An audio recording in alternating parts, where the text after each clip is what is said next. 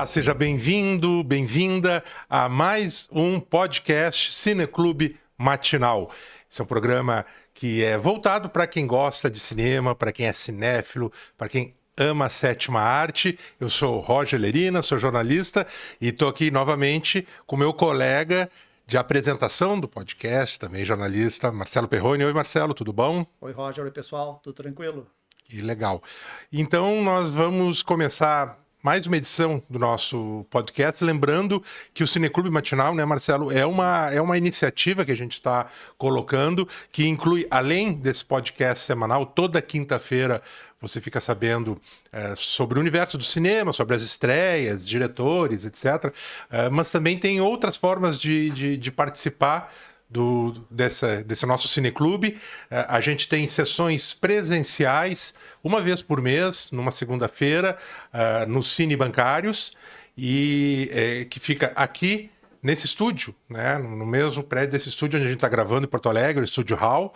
E nós temos também outra modalidade de participação do Cineclube, que é o Cineclube Online, que nós vamos estar colocando no ar a partir de 19 de maio.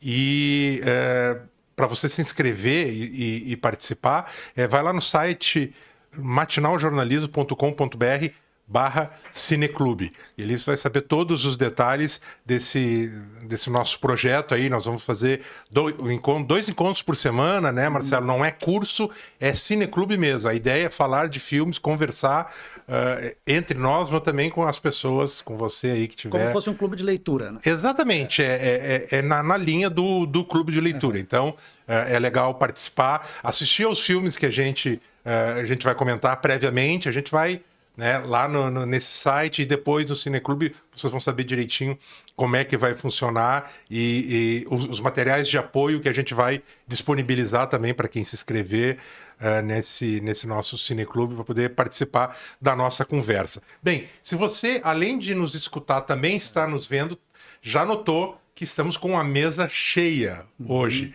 A gente trouxe toda a nossa memorabilia, todos os nossos itens relacionados a David Lynch, esse grande cineasta, grande nome do cinema moderno, um realizador estadunidense que nos deixou agora no começo de 2025, mas também deixando um legado incrível no audiovisual, em filmes, também em séries, e que a gente vai abordar aqui no programa, porque é o tema dos primeiros módulos, né, Marcelo, do nosso Cineclube, porque nós vamos começar falando sobre David Lynch. Os nossos 6 primeiros encontros serão relacionados ao universo e à obra do David Lynch, que é genial.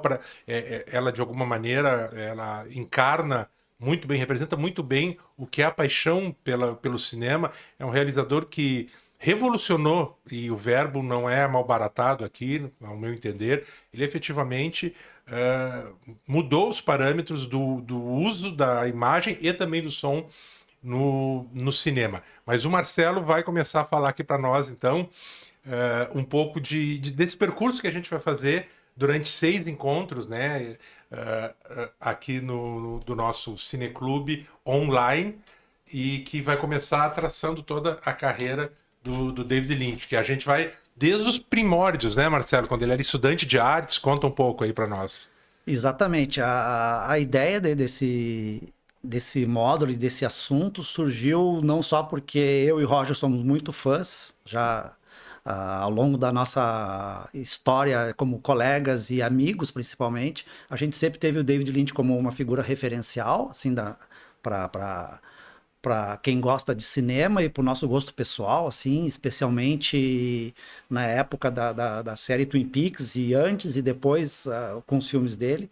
Então a gente achou que com esse gancho, infelizmente factual, né, da morte recente do David Lynch, a gente estava pensando o que a gente faria assim, para apresentar esse projeto, e foi meio que uma escolha, uma sincronicidade óbvia, que foi o primeiro nome que a gente pensou, por a gente gostar muito dele e achar que outras pessoas também gostam, principalmente não só da nossa geração, pessoal que acompanha aí toda a trajetória do Lynch, quanto pessoas que chegaram depois e começaram a gostar da obra dele, especialmente pelo filme que se tornou mais referencial dele, que é o Cidade dos Sonhos, que é um filme que volta e meia está sendo reprisado, inclusive está voltando aos cinemas. Exatamente, né? Voltou numa cópia restaurada em 4K. Com toda a glória das suas cores. É essa versão, que é a última versão do filme, que foi remasterizada em 4K pelo próprio David Lynch, supervisionada por ele. Tem uma capa linda, né? Que é um quadro do Edward Hopper, né? Sim, exato. É a mais recente versão do filme. Ele já tinha uma edição, eu tenho essa aqui em Blu-ray, que é anterior, que já é uma master super boa. E agora foi melhorada mais ainda, porque é um filme que ele tem um tratamento de som e imagem que o David Lynch era muito perfeccionista com isso, né? Com som e imagem. Então, é a melhor versão do filme e melhor do que ver em casa, é aproveitar essa oportunidade que vai ter agora de voltar. Fique atento aí onde vai passar aqui em Porto Alegre, porque tem que ver no cinema. Mas como o Roger disse, a nossa ideia é passar em revista, assim, de uma forma cronológica, toda a carreira do David Lynch, a partir do primeiro filme dele, que é esse aqui, o Eraserhead, que é o filme que ele fez... É o primeiro longa-metragem, né? O primeiro longa. Foi precedido por uma série de curtas experimentais, quando ele era estudante de artes.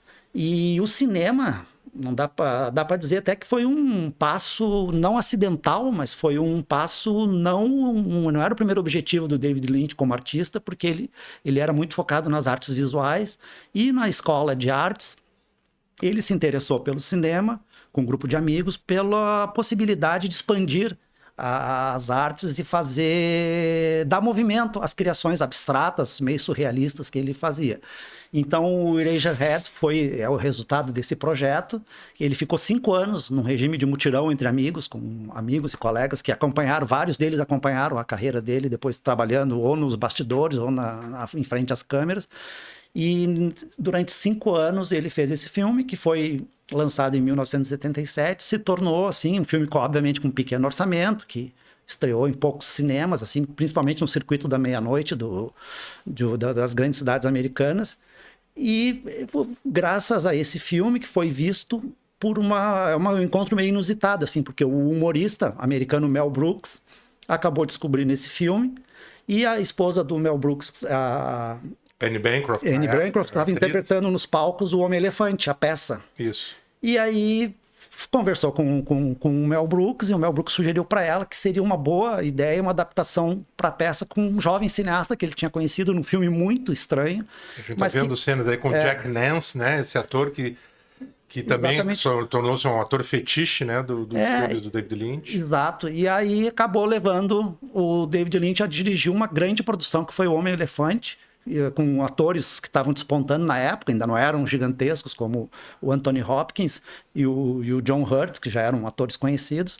E o filme foi indicado a 8 Oscars. Então o cara sai do Eraserhead, um filme de baixíssimo orçamento, feito em regime de mutirão entre amigos, para fazer o Homem-Elefante, indicado a 8 Oscars, e foi uma consagração pro David Lynch, assim. Colocou ele, assim... Inclusive, acho que foi o primeiro filme que eu vi do David Lynch, assim, na época, por causa eu também, foi o meu primeiro filme. Foi o meu primeiro contato com o David Lynch.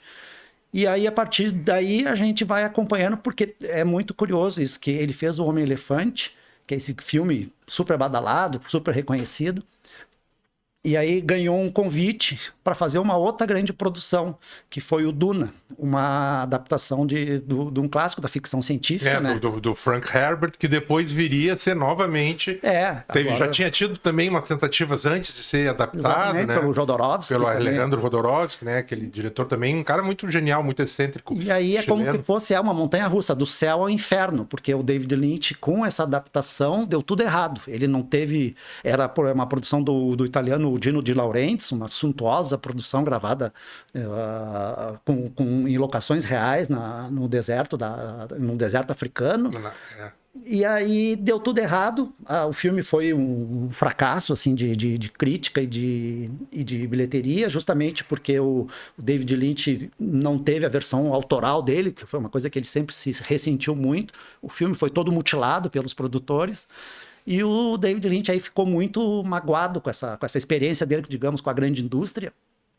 E, em seguida, ele ganhou uma chance do próprio Dino De Laurentiis, que era o produtor do Duna, ficou, digamos, num meia-culpa, assim. E aí nós já estamos vendo, Marcelo, nesse trailer. Eu gosto dessa versão do Duna.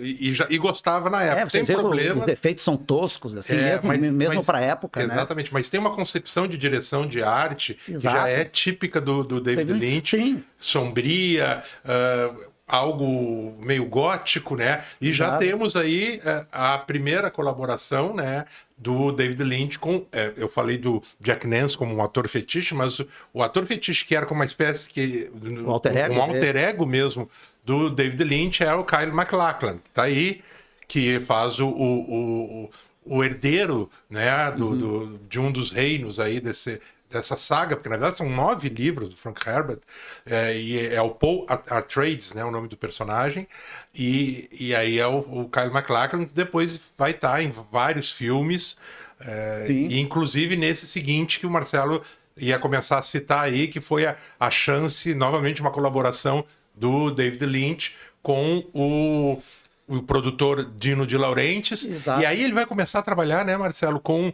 produtoras, produtores, pessoas que fazem produção e com empresas produtoras da Europa. Exato. Especialmente da França, da Itália, mas da França em especial, porque os americanos acham muito estranho o tipo de cinema que ele faz, né? Aí ele conseguiu a chance de fazer um filme que foi garantido para ele, que ele teria o controle artístico, o corte final, que foi o Veludo Azul, que se transformou num outro sucesso sucesso que eu digo, é um sucesso de recepção da crítica, do público mais antenado, e que meio que consolidou. Dá para dizer que esse é o filme que apresenta ali as ferramentas, as marcas autorais do David Lynch, que ele só foi, a partir daí, lapidando para os filmes seguintes e mergulhando cada vez mais nesse universo sombrio, assim, que ele apresenta no Veludo Azul. Porque o Veludo Azul é um filme que mistura essas coisas que depois a gente vai ver em Twin Peaks ali, por exemplo,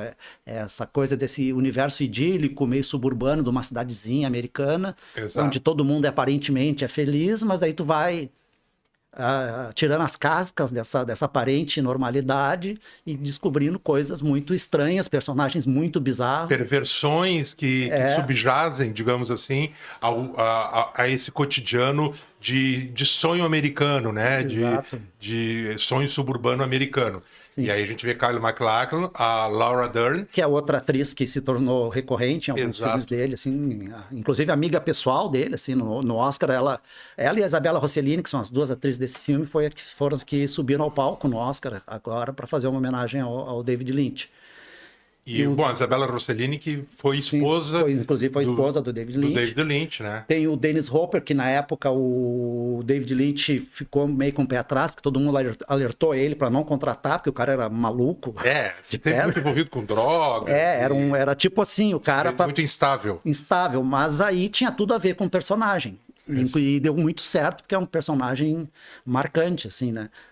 Da trajetória tanto do Dennis Hopper quanto do David Lynch. E aí também tem, né, Marcelo, outra característica... Bom, aí, como tu bem apontaste, esse filme a gente pode dizer que, digamos, é uma matriz, assim, para meio que praticamente todos os outros filmes do David Lynch vão se reportar de alguma maneira esse universo temático e estético do Veludo Azul.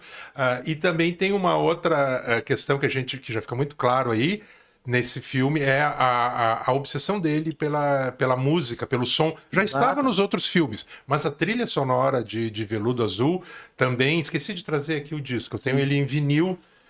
Eu trouxe um outro vinil aqui, mas esse eu esqueci.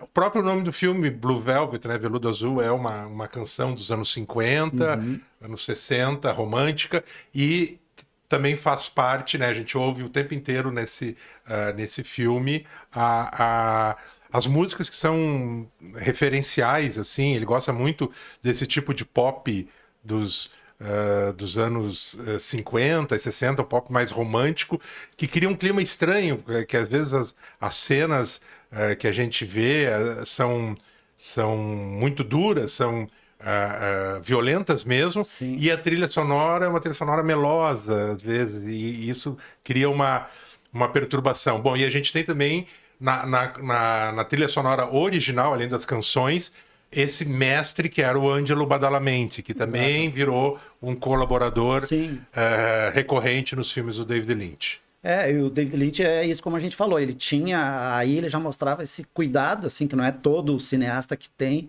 não só, assim, pela escolha da trilha, vários cineastas têm essa particularidade, o Scorsese, o Tarantino, assim, de escolher trilha. O David Lynch, ele tinha uma relação com a música, inclusive, da própria composição. Ele também era compositor, exato. Ele era assim um profundo interessado em criação musical, explorar detalhes de som, assim, de desenho de som, né, que é o nome técnico do processo. Então assim, era, digamos, tudo um fruto dessa herança, desse DNA de artes visuais, de instalações que ele fez muito na juventude, dessa coisa de provocar nas pessoas diferentes estímulos, além do visual. Era com os filmes dele, digamos, é uma transposição para essa instalação que ele fazia de as pessoas terem percepção não apenas visual, como sonora, como sensorial, de uma forma geral, né? E isso é a marca que ele transferiu para toda a obra dele. Esse filme Veludo Azul é de 1986 e aí em 1990 ele já tinha uma marca autoral, pelo menos no circuito de um cinema mais independente.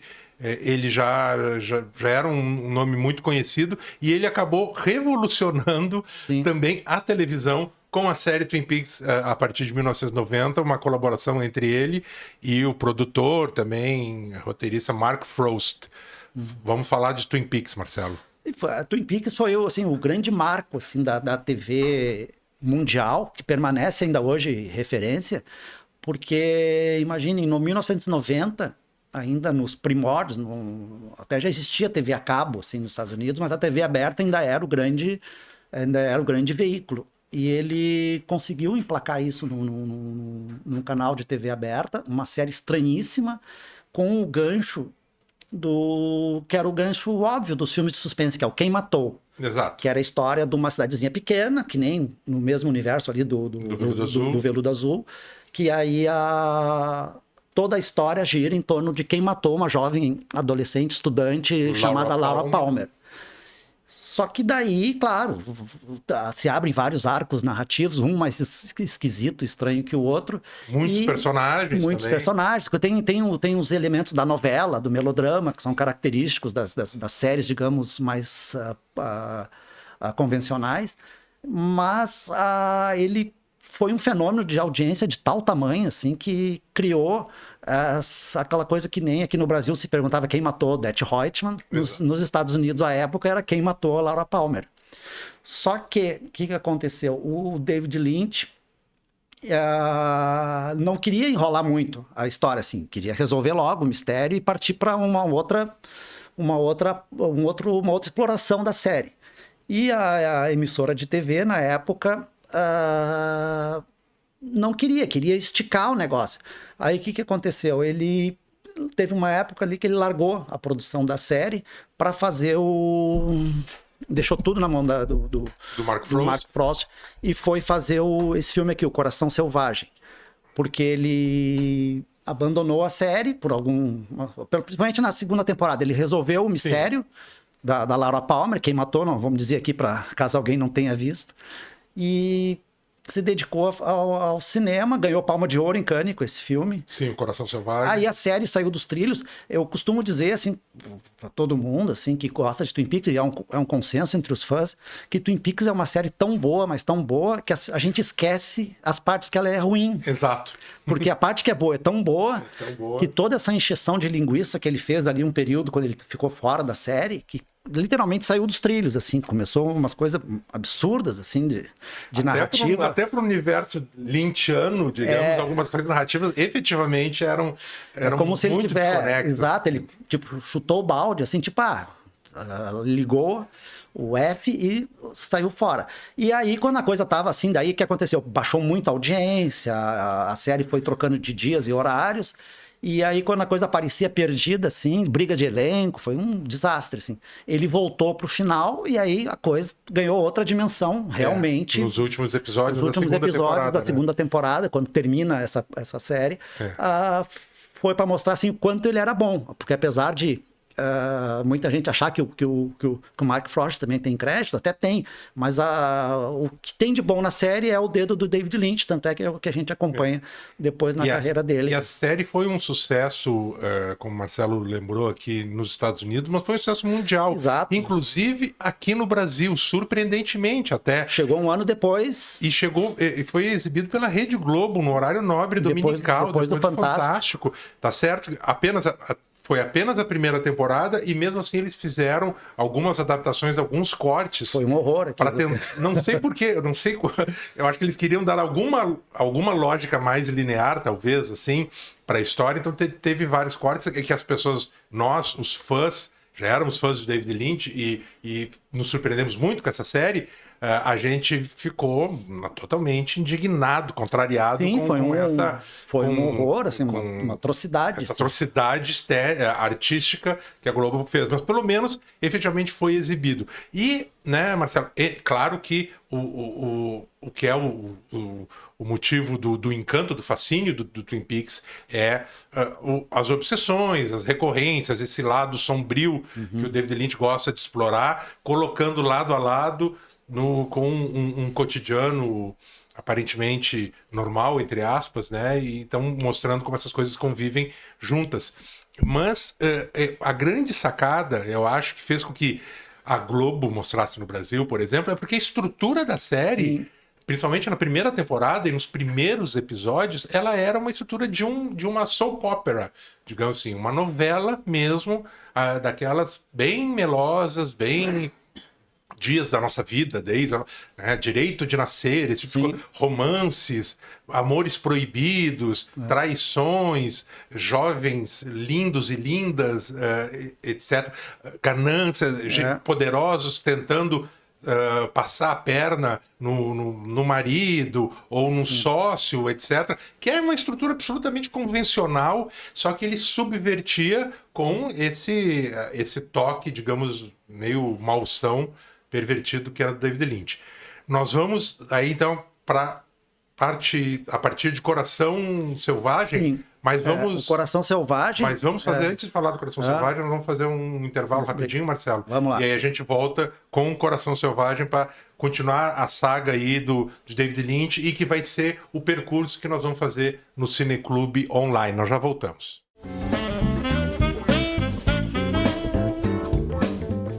E a gente está de volta, então, com o Cineclube Matinal. No programa de hoje estamos falando um pouquinho, destrinchando um tanto da vida e da carreira do David Lynch. A gente estava falando do Twin Peaks, que foi o grande sucesso comercial que ele teve na televisão, e aqui no Brasil suscitou, inclusive saíram livros, eu trouxe alguns, os livros até meio picaretas, assim. Sim. Aqui, o Diário Secreto de Laura Palmer, um livro escrito pela filha do David Lynch, a Jennifer Lynch, que virou cineasta. Ela fez um filme interessante, até o Boxing Helena, né, encaixotando Helena, com a Lara Flynn Boyle, que é a atriz que era uma das personagens... Com Sherilyn Fenn, desculpa. Com a Sherilyn Fenn, que era uma das atrizes do Twin Peaks. Sim. Esse outro livro aqui, Dale Cooper, Minha Vida, Minhas Gravações, que também seriam as gravações do agente Dale Cooper, que era vivido pelo Kyle MacLachlan, um agente do FBI muito excêntrico, que ligado em budismo, em ocultismo, misticismo, e que juntava isso para tentar elucidar o grande enigma de quem matou Laura Palmer. Mas o Marcelo ia começar a falar, e a gente está vendo quem está nos assistindo também, além de ouvir, já está vendo cenas desse filme que é muito interessante também, que é o Coração Selvagem, né? Exato, é o filme que como a gente disse, o David Lynch se afastou de Twin Peaks para se dedicar a esse projeto, que fez a estreia em Cannes, ganhou a Palma de Ouro, e meio que, obviamente, consagrou que a gente veria posteriormente toda a obra do David Lynch, que é Os Tipos Estranhos, e nesse caso é um road movie, assim, uma história é uma fábula de amor que coloca um casal apaixonado na estrada, fugindo de um matador que a mãe da menina, que é contra o romance, manda atrás deles. E nisso aí eles vão cruzando com uma série de personagens bizarros, assim. E aí mistura Elvis Presley, Mágico de Oz. É uma coisa cheio totalmente... de referências. Cheio de referências. É um dos grandes papéis do Nicolas Cage. A Laura Dern, de novo, que já tinha feito o Veludo Azul com ele. É baseado num romance, né? Do Barry Gifford. E é um dos filmes que eu mais gosto, David Lynch. É um filme muito estranho, assim, esquisito, mas é um filme que permanece vivo, assim. Ninguém esperava menos que um filme estranho e esquisito, David Lynch. É que ele tem uma coisa da trilha sonora, que é uma trilha sonora que mistura desde, assim, como eu disse, Elvis Presley, a thrash metal, e tem essas divagações, assim, que são extremamente piegas, assim, românticas, com coisas surreais, assim, totalmente...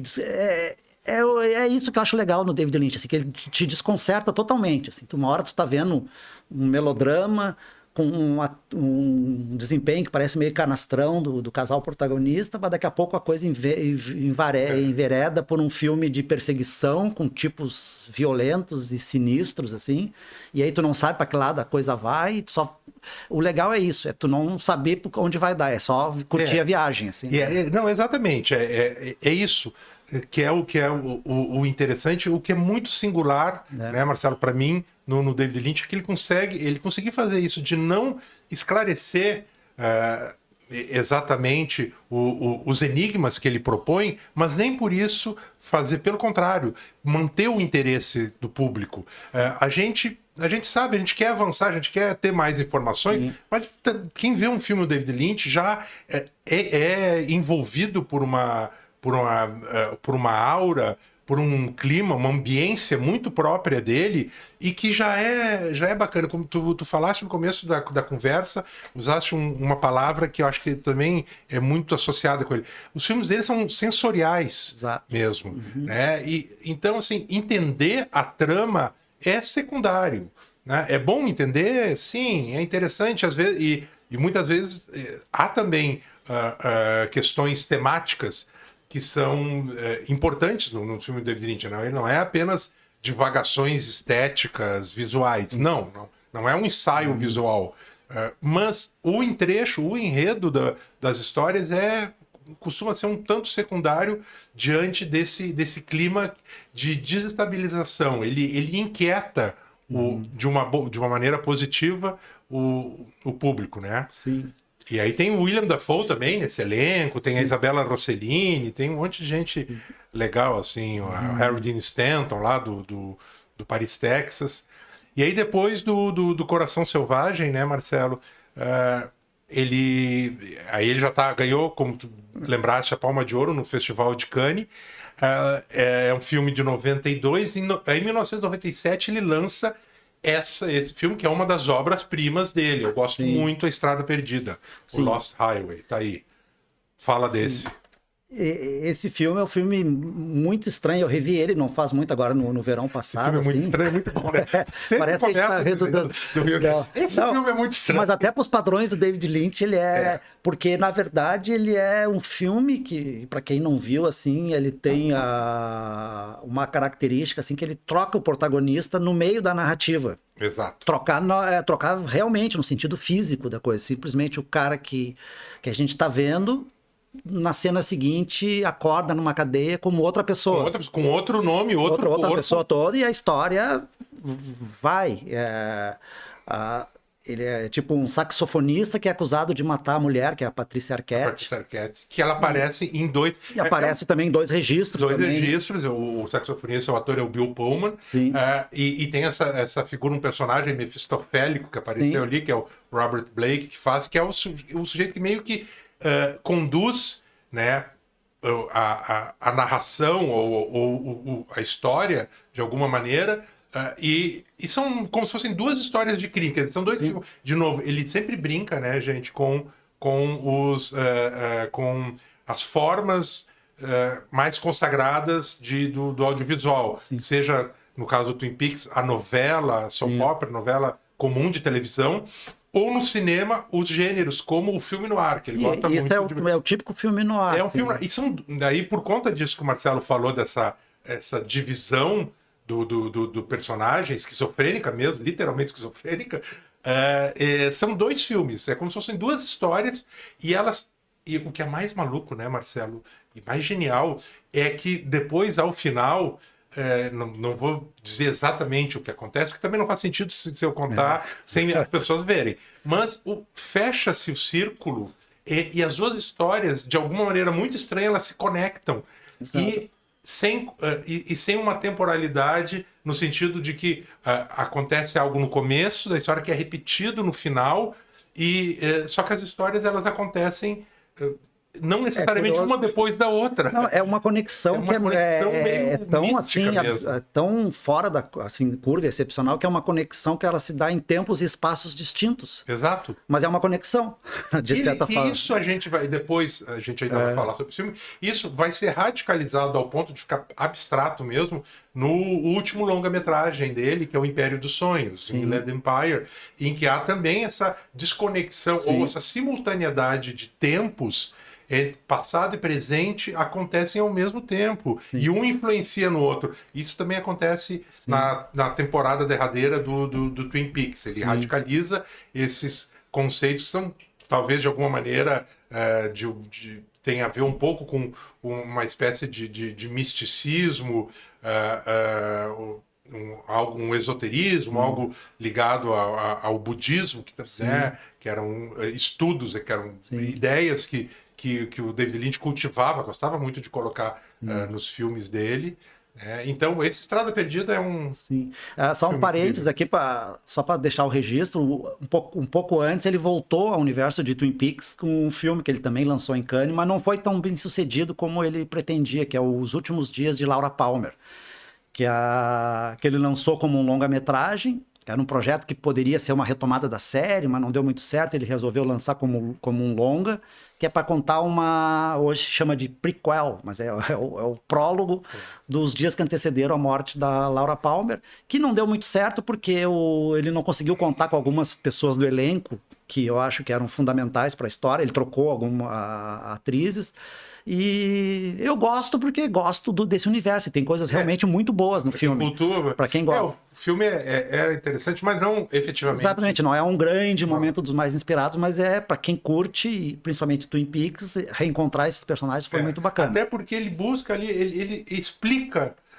Para mim, em excesso, algumas coisas que não precisava explicar, mantendo-se naquela bruma, já era interessante. E aí, depois A Estrada Perdida, né, esse filme, né, com essa ideia aí de uma construção narrativa meio como uma mandala, como se fosse um Ouroboros, né, aquela cobra que come o próprio rabo, né, uma coisa assim, ele vai por um filme que é totalmente linear, que é a história real, né, e que é um filme que...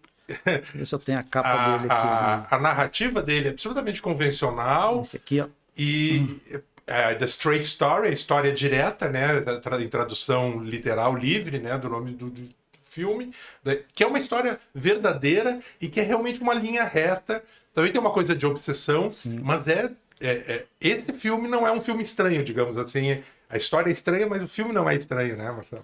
Sim, é um filme de estrada, novamente, né? Como todo filme de estrada, é aquela coisa da redenção do personagem, da busca. No caso, é este senhor aí que resolve encontrar um irmão que ele está muitos anos sem contato. A forma que ele encontra para ir visitar esse irmão é cair na estrada com esse cortador de grama. Ele praticamente cruza os Estados Unidos. É uma coisa muito bizarra, assim. No filme explica o porquê que ele vai no cortador de grama. Mas aí ele resolve ir numa saga obstinada e, como todo filme de estrada, vai tendo as suas paradas, encontrando um grupo de personagens, pessoas que vão se solidarizando com essa jornada. E eu acho um filme muito, digamos, dentro da convencionalidade dele, é um filme muito criativo. E principalmente ele é muito emotivo até, porque principalmente na sequência do encontro dos dois irmãos, assim, é uma coisa muito bonita. É muito assim. Bonito, né? É um filme lindo, assim. É um filme lindo. De novo, o David Lynch acaba surpreendendo, né? Porque todo mundo está esperando o próximo filme dele vai ser o filme mais estranho ainda, mais maluco, mais experimental. Aí ele surpreende fazendo, vou fazer um filme absolutamente convencional. Sim. Mas aí sim, o título seguinte dele, aí é a que eu considero, até nem sei se tu concordas, se tu acha, é a obra-prima dele, é o principal, é o filme, é o melhor filme dele, é o Cidade dos Sonhos, né? Eu concordo. Aí é tipo, digamos, Mulholland Drive. É o ápice do realizador, assim. Tanto é que é o filme que ele foi escolhido como em várias listas como o melhor filme do século XXI, dos anos 2000. Ele seguido aparece ali. Eu sou tão fã desse filme que eu tenho ele em várias versões, assim. É o mesmo filme, ele tem várias versões, né? Eu também aqui, ó, Twin Peaks, gente, o que nós temos de versões, eu tenho até em VHS. Eu tenho uma caixa com as 2 primeiras temporadas em VHS, que comprei nos Estados Unidos. Aqui. E o Cidade dos Sonhos, sabe, Roger, assim, ouvintes, eu já perdi as contas de quantas vezes vi. E toda vez que eu revejo esse filme, tenho a impressão que estou vendo de novo pela primeira vez. Porque é um clichê tu dizer, o filme esfinge, um filme labirinto, mas não, na verdade, assim, tem tanta coisa para te absorver e te impactar nesse filme, assim, na história. Para quem não conhece, é uma história onde o David Lynch embaralha duas personagens com...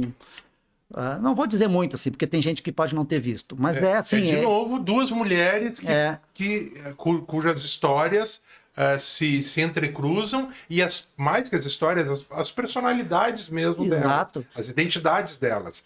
Exato, bipartida, assim. E tem uma coisa assim, digamos, ele parte de uma crítica a essa coisa da cidade dos sonhos, né, de Hollywood, dos sonhos das jovens que chegam lá para ser atrizes de cinema, em busca da fama e do sucesso, e acabam muitas vezes se frustrando e não se realizando. E aí o David Lynch mergulha, literalmente, não é um modo de expressão, ele realmente mergulha em todo o pesadelo, de uma forma abstrata, onírica, no que representa essa busca dessa mulher, que é interpretada pela Naomi Watts, ou não. A Naomi Watts é uma atriz, né, que quer fazer sucesso, obviamente, em Hollywood, e aí ela encontra essa misteriosa outra mulher, que é a Laura Harring, que foi Miss, né, Miss dos Estados Unidos. Desmemoriada, né? Desmemoriada depois do assassinato do marido dela. E elas acabam sempre ficando, né, os destinos delas são cruzados e acontecem eventos, como o Marcelo falou, oníricos, e que a linha entre o que é a realidade, o que é sonho, o que é delírio, o que é alucinação, é totalmente borrada nesse filme. E, de novo, para o espectador, não faz muita diferença, porque a gente já está efetivamente encantado, seduzido por esse universo misterioso que ele cria. Exato, até casualmente, em função dessa reestreia dele nos cinemas, ontem ou anteontem eu li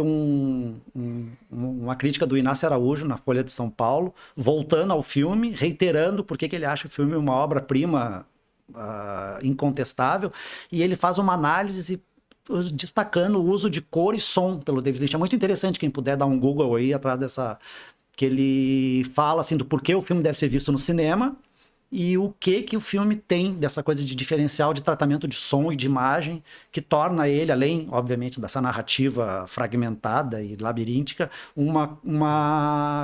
reitero aqui, uma experiência sensorial, que é um filme que tu não apenas vê, tu sente ele de uma forma assim que incrível. E daí, Marcelo, mais adiante, o David Lynch vai fazer o último, não é a despedida dele do audiovisual, digamos assim, mas é o último longa-metragem dele, derradeiro, Inland Empire, que no Brasil ganhou o nome de Império dos Sonhos, que é meio pegando uma carona em Cidade dos Sonhos. É um filme de 2006, e em 2008 David Lynch esteve em Porto Alegre, né, veio ao Brasil, esteve em Porto Alegre participando da série de conferências do Fronteiras do Pensamento. Ele veio falar aqui, não falou de cinema, ele falou sobre isso aqui, ó, em Águas Profundas, sobre as ideias de criatividade e meditação, etc., como uma coisa tem a ver com a outra para ele, etc. E ele teve aqui em Porto Alegre, foi muito simpático com todo mundo. participou de um curta-metragem dirigido pela realizadora gaúcha Andréa Vigo, chamado Peixe Vermelho. Ele participa como ator. Obviamente, é uma homenagem ao David Lynch e ao estilo. O Peixe Vermelho é um filme bem lynchiano. E eu tenho aqui, ó, Marcelo, esse mesmo DVD que tu tens aí, eu peguei aqui, tem aqui com a assinatura do David Lynch. Que inveja. Eu tava no Festival de Gramado no dia que ele veio. Pois é, eu perdi. Eu adiei a minha ida ao Festival de Gramado só para poder participar e encontrar David Lynch. Mas esse Inland Empire, Império dos Sonhos, é um filme muito estranho. Para não perder o clichê, realmente. Só que esse realmente é um filme difícil, até para quem é fã do David Lynch. Exato, assim. É um filme. Não sei nem dizer direito sobre o que é o filme, né? Não dá. Assim, a grosso modo, é uma atriz que a Laura Dern interpreta, que é convidada para participar de uma refilmagem de um filme na Polônia, um filme polonês que foi amaldiçoado. Dos anos 40, sei lá. É o filme assim, e ela é convidada para participar ela e o... me deu um branco agora o nome do ator. Que participa, eles fazem o Jeremy Irons. Ah, sim. São o casal protagonista desse filme feito na Polônia. Então o David Lynch vai à Polônia, ele faz uma viagem, assim, e tem um diretor desse filme que começa a achar que tem coisas esquisitas acontecendo, mas na verdade é o filme mais delirante dele. É um filme que, sem nenhum exagero, ele pode ficar passando em looping numa instalação, numa exposição, só pela associação de imagens dele. E esse filme é muito curioso. Olha os coelhos. Esses coelhos que aparecem ali é de um curta, uma série, na verdade é uma série de curtas que o David Lynch fez, que os coelhos são interpretados pelas protagonistas do Cidade dos Sonhos, a Naomi Watts e a Laura Harring, que é uma série totalmente nonsense, né, dos coelhos. Rabbits é o nome original, que ele incorporou no Império dos Sonhos. E é curioso, aí para falar desse filme, que o processo de criação dele é muito interessante, e até aproveito aqui a dica que a gente está se despedindo para recomendar esse livro aqui, ó, que é uma biografia do David Lynch, muito original, assim, porque ela é feita, eu gostei muito, porque ela é feita assim, ó, ela tem uma metade, que é uma amiga dele que fez, que é a Christina McKenna. É uma amiga de longa data dele, jornalista, pesquisadora. Então, ela combinou... Cada capítulo é um capítulo convencional de biografia, com pesquisa, entrevista com pessoas, com rigor histórico e jornalístico. E no capítulo seguinte, o David Lynch comenta essa apuração dela, acrescentando coisas, dizendo, não foi bem assim, eu lembro diferente. É muito criativo. E o Império dos Sonhos, ele lembra que ele estava totalmente sem inspiração, sem nada para fazer. Aí ele encontrou a Laura Dern um dia, que era vizinha dele, e convidou ela para ficar fazendo umas coisas com uma câmera de vídeo que ele tinha. E eles começaram a improvisar umas falas, uns diálogos ao longo de anos. E aí até que ele tinha tantas horas gravadas que ele viu que tinha um longa ali. Tem um filme. Tem filme, aí incorporou outras loucuras, foi juntando coisa. E aí essa ideia de que esse que tu tá falando, né, Marcelo, que o Inland Empire, Império dos Sonhos, pode passar projetado como uma instalação de artes visuais, muito também, a gente pode dizer muito disso a respeito daí, sim, o Canto do Cisne do David Lynch, que é digamos, a terceira temporada, ainda que não seja muito colado com as duas primeiras de Twin Peaks, que é o Twin Peaks O Retorno, que foi exibido em TV a cabo, nas televisões em 2017, e que tem pelo menos um episódio, que é o célebre episódio 8, que é uma maravilha, um desbunde de técnica e de experimentação visual, né? Sim, tanto é que essa retomada da série, na verdade, ela foi tão bem sucedida que ela foi eleita como um dos melhores filmes do ano em algumas listas. Assim, exato, a Carreira do Cinema usou, é uma série, diz que foi o melhor filme do ano. A gente tá vendo aí cena que é do episódio 8, inclusive, né? Essa bomba atômica explodindo, essa viagem que parece uma espécie de 2001, uma Odisseia no Espaço, exatamente. Né? Eu acho que 2001 é um bom parâmetro, assim, com aquelas sequências do 2001 porque Não tem como descrever o que é esse episódio, assim, o tipo, David Lynch juntou todas as ferramentas dele, assim, para se jogar nesse projeto, assim, que foi, como o Roger disse, o último grande projeto audiovisual dele. Depois disso ele fez alguns curtas-metragens, se dedicou muito à música, lançou uns discos de música mais experimental, assim, com alguns parceiros. Tem um curta dele na Netflix, que é muito bacana, me esqueci o nome agora, que é com um macaco, que é ele interrogando um macaco suspeito de um crime. Foi um dos últimos. Muito bacana, assim. E aí a gente acha que ele estava meio aposentado, mas que nada, ele estava assim com exposições. Ele se dedicou muito às artes. As artes visuais, nos últimos anos de vida, assim, com exposições pelo mundo, em grandes galerias, assim. É isso. E, bom, aí esse Twin Peaks, O Retorno, então, que passou também aqui na Netflix, Netflix, aqui no Brasil, junta, então, todas essas obsessões visuais, sonoras, musicais do David Lynch, esse gosto pelo estranho, pelo sinistro, pelo incompreensível, pelo enigmático, tá tudo ali. Dale Cooper novamente, né, fazendo inclusive uma homenagem que o David Lynch faz a esse ator que o acompanhou durante boa parte da carreira. Ele dá uns três personagens para o Kyle MacLachlan fazer nessa série, né? Então a gente vai falar sobre tudo isso, muito mais, porque é só o começo, é só a pontinha do iceberg de David Lynch no primeiro módulo do Cineclube Matinal Online, que é a partir do dia 19 de maio, nosso primeiro encontro. Vão ser 2 encontros mensais e nós vamos ter 6 encontros dedicados a esse universo bizarro do David Lynch. Então, para saber mais e se inscrever, vai lá no site matinaljornalismo.com.br/cineclube. Ali tá tudo direitinho, né? Vai saber como pode se inscrever e esses encontros serão apoiados com uma série de materiais, né, Marcelo? Que visuais e de leituras, entrevistas, textos nossos e de outras pessoas, ensaios sobre o David Lynch, que nós vamos colocar num drive que quem nos acompanhar, quem fizer essa jornada com a gente aí do Cineclube, vai ter acesso. Então esse aí foi o podcast Cineclube Matinal, que é uma produção da Matinal em comemoração aos seus 6 anos e que é realizado em parceria com o Sindicato dos Bancários de Porto Alegre região e os Cine Bancários. O programa é gravado aqui no Estúdio Hall. O roteiro e apresentação, Roger Lerina e Marcelo Perrone. A produção é da Luísa Kiefer, Felipe Speck e Laís Escher. Na técnica, a gente tem o bravo Diego Dornelles coordenando aqui tudo na parte eletrônica, né? Nos comando das picapes aqui. Coordenação de comunicação do Sindicato dos Bancários é da Aline Adolfs e a direção de comunicação é do Sérgio Hoff.